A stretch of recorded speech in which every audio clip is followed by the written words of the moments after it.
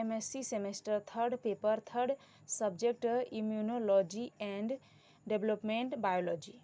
Unit है first topic innate and acquired immunity. इसका synopsis देखते हैं। Introduction, definition, history, main organ of immunity, type of immunity. 2 types के होते हैं, इनेट या इसी को हम नेचुरल इम्यूनिटी भी कहते हैं।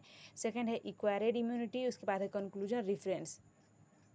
ठीक, तो सबसे पहले हम इसमें देखते हैं इंट्रोडक्शन।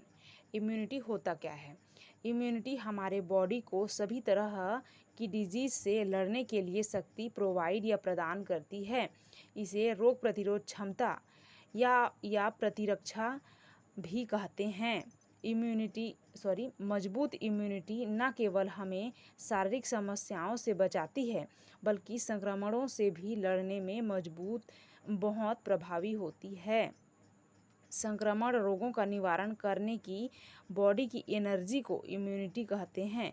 इम्यूनिटी बढ़ाने के लिए कैल्शियम, कार्बोहाइड्रेट व प्रोटीन युक्त भोजन करना चाहिए। ब्राउन राइस में विटामिन, खनिज, एंटीऑक्सीडेंट पाए जाते हैं जो इम्यूनिटी को मजबूत बनाने में मदद कर सकते हैं। ये इसका इंट्रोडक्शन कंप्लीट। उसके बाद सेकंड देखते हैं डेफिनेशन। संक्रमण रोगों का निवारण करने की शरीर की शक्ति को इम्यूनिटी कहते हैं। ये इसका डेफिनेशन। थर्ड देखते हैं हिस्ट्री। इम्यूनोलॉजी की खोज का श्रेय लुईस पास्चर को परंपरागत रूप से आधुनिक इम्यूनोलॉजी का जनक माना जाता है। उसके बाद है 4th नंबर है main organ of immunity. Immunity का मेन ऑर्गन देखते हैं। इम्यूनिटी का मेन ऑर्गन लिम्फोसाइट है। ये एक प्रकार की श्वेत रक्त कणिका या इसी को हम श्वेत रक्त कोशिका या WBCS भी कहते हैं जो बॉडी को इम्यूनिटी प्रतिक्रिया प्रदान करती है। ये मुख्य रूप से 2 टाइप की होती है। फर्स्ट है बी लिम्फोसाइट और सेकंड है T lymphocyte. B and T lymphocyte दोनों बोन मैरो से उत्पन्न होती है या होते हैं। ये इसका मेन ऑर्गन है। ठीक, उसके बाद देखते हैं 5 नंबर देखते हैं type of immunity. There are 2 types of immunity. First है इनेट और नेचुरल इम्यूनिटी, सेकंड है एक्वायर्ड इम्यूनिटी। तो सबसे पहले देखते हैं इनेट इम्यूनिटी। इनेट इम्यूनिटी को नेचुरल इम्यूनिटी भी कहते हैं। ठीक है, रोगों का प्रतिरोध करने की अंतर्जात योग्यता इनेट या नेचुरल इम्यूनिटी कहलाती है। यह जीवों का जन्मजात गुण है जो आनुवंशिक कारकों पर निर्भर करता है। एक स्वस्थ व्यक्ति वातावरण में उपस्थित अनेक सुरक्षात्मक क्रियाविधि द्वारा अपनी सुरक्षा कर सकता है। इसके लिए किसी अनुभव की आवश्यकता नहीं होती है। इनेट और नेचुरल इम्यूनिटी 2 टाइप्स के होते हैं। फर्स्ट है स्पेसिफिक इनेट इम्यूनिटी और सेकंड है नॉन स्पेसिफिक इनेट इम्यूनिटी। तो सबसे पहले देखते हैं स्पेसिफिक इनेट इम्यूनिटी होता क्या है। किसी विशेष रोगाणु अथवा रोग कारक के लिए प्रतिरोध क्षमता स्पेसिफिक इनेट इम्यूनिटी कहलाती है। सेकंड देखते हैं नॉन स्पेसिफिक इनेट इम्यूनिटी। अनेक संक्रामक कारकों व रोगाणुओं के लिए प्रतिरोध क्षमता नॉन स्पेसिफिक इनेट इम्यूनिटी कहलाती है। यह जाति, प्रजाति तथा व्यक्ति के अनुसार 3 टाइप की होती है। फर्स्ट है स्पेसिफिक इम्यूनिटी, सेकंड है रेडियल इम्यूनिटी और थर्ड है इंडिविजुअल इम्यूनिटी। तो सबसे पहले देखते हैं स्पेसिफिक इम्यूनिटी। इसका अर्थ है कि किसी भी रोगाणु के लिए प्रतिरोध क्षमता एक ही जाति के समस्त सदस्यों में पाई जाती है।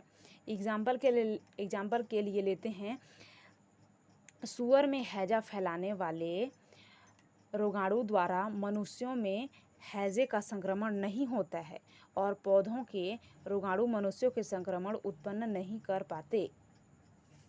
ठीक है, इसका एग्जाम्पल के लिए। उसके बाद है रेशियल इम्यूनिटी। इसका अर्थ है कि एक ही प्रजाति की विभिन्न प्रजातियों में विशिष्ट संक्रमण के प्रति सेंसिटिविटी में अंतर हो सकता है। एग्जाम्पल अल्जीरियन भेड़ों में एंथ्रैक्स बैक्टीरिया के लिए उच्च प्रतिरोध में क्षमता होती है, जबकि अन्य भेड़ों में कम होती है। ठीक, ये इसका एग्जाम्पल है। उसके बाद सी नंबर देखते हैं, इंडिविजुअल इम्यूनिटी। इसमें रोग विशेष के लिए प्रतिरोध क्षमता किसी भी एक ही व्यक्ति तक सीमित होती है। उसी प्रजाति के अन्य व्यक्तियों में यह क्षमता नहीं होती है। इंडिविजुअल इम्यूनिटी विभिन्न कारकों जैसे पोषण, अणु तथा हार्मोन्स द्वारा इफेक्ट होती है। वयस्कों की अपेक्षा बच्चों व वृद्धों में इम्यूनिटी अधिक होती है। उसके बाद सेकेंड आता है एक्वायर्ड इम्यूनिटी। फर्स्ट देखिए हम इनेट इम्यूनिटी, उसके बाद सेकेंड देखते हैं एक्वायर्ड इम्यूनिटी। किसी जीव द्वारा अपने जीवन काल में रोग विशेष के लिए प्रतिरोध क्षमता बाहरी स्रोत से प्राप्त करना एक्वायर्ड इम्यूनिटी कहलाती है। इसका इफेक्ट एक निश्चित अवधि के पश्चात समाप्त हो जाती है।